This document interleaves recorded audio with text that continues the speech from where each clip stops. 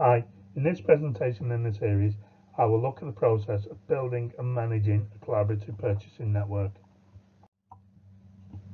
There are different types of collaborative network strategies to choose from, and some may utilize different processes. Some of the most common types include creating an informal network between a small group of businesses and managing it internally, using an online buying portal or catalog and capitalizing on other businesses' spending power, or building a network with similar types of businesses or businesses located together and using an intermediary to manage the network and the suppliers.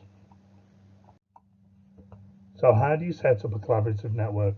For the purposes of this presentation, we will concentrate on the informal and managed methods. Both should follow a similar path. The main differences are the management and the risk associated.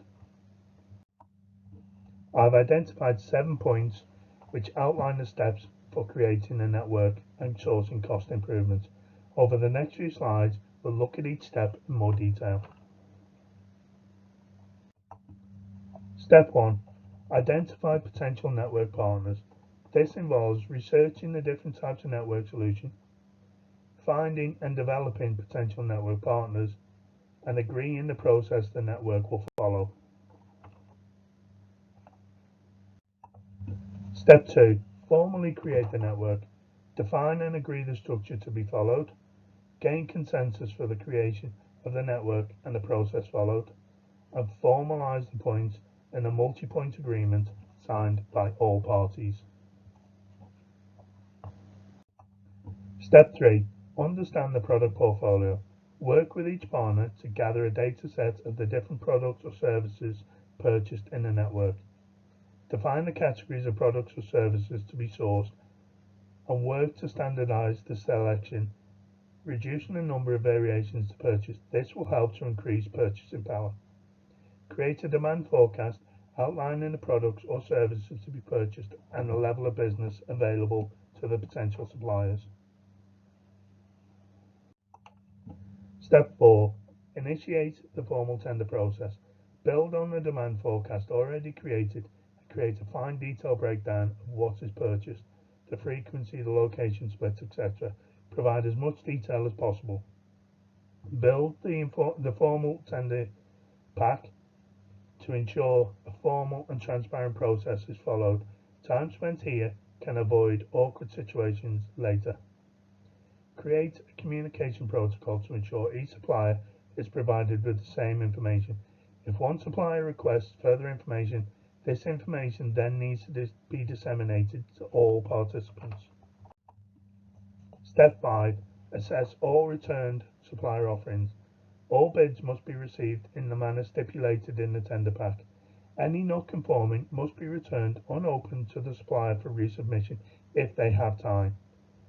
Create a weighted scorecard to provide an unbiased comparison of all the submissions against the requirements of the network. Using the scorecard, define an award profile which best suits the requirements, i.e. a full award to one supplier or a split award to multiple suppliers, etc. Step 6. Award and create the framework agreements. It is not ethical to conduct further cost negotiations following a formal tender process. However, final cost clarifications can be conducted to remove anomalies or in the case of a profile change, i.e. increased profile size, etc. Once the award has been made, it is time to negotiate the supply contract. Do not notify any unsuccessful bidders before this stage is complete. It's not unheard of for a contract to fail at this point. Once all contracts have been agreed, it is time to formally notify all parties of the result. You are under no obligation to announce the name of any successful parties. Step 7. Ongoing contract management. Once the award has been made and finalized, it is important to spend some time with each of the suppliers to extract the best from the relationship. Consider harmonizing deliveries, best practice, processes, etc. Schedule time to work with each supplier to develop the relationship and manage the day-to-day requirements.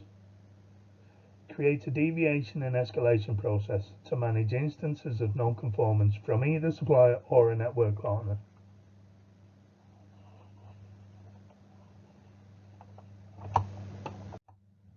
This is the third in a series of 5 presentations regarding the different aspects of collaborative purchasing. Previous presentations looked at what is collaborative purchasing and the benefits of collaborative purchasing. In the remaining presentations, I will look to focus on the costs associated and hope to dispel some of the common misunderstandings around collaborative purchasing. Thank you for spending some time to view this presentation. Hopefully you now have a better understanding of the process of creating and managing a collaborative purchasing network. Please look out for the remaining presentations in this series on the SCB Procurement Solutions LinkedIn page, or visit the SCB Procurement website for information relating to key areas of cost control and purchasing best practice. Thank you.